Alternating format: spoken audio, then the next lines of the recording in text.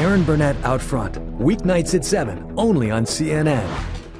They say men are from Mars and women are from Venus. But is it possible we're all from Mars?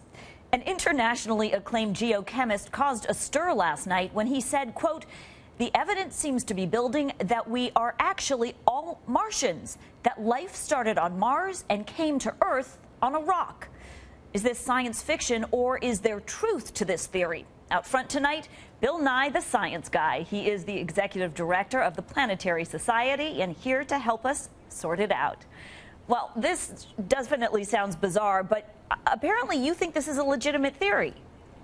Oh, yeah. Oh, it's absolutely a legitimate theory. You see, we find meteorites land on the Earth's surface that are clearly from Mars. There's ways to do this. You look at the impact pattern on the rock, and you get these bubbles of gas from the Martian atmosphere. Because we find amino acids in meteorites, people have wondered, because these amino acids survive in deep space for centuries, for millennia.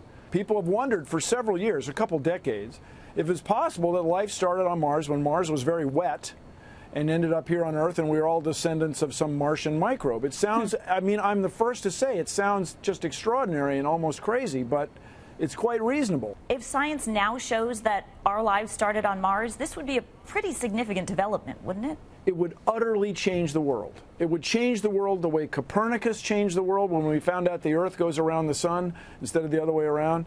It would change the world when Galileo discovered that there are moons around another planet. It changes everything. If he's right, are we all Martians?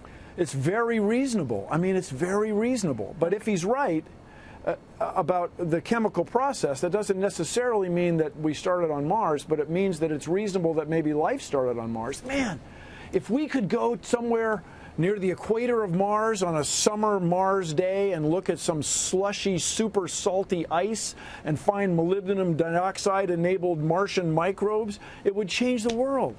And there's one way to make sure you never find them. What's that? And that's to not go looking.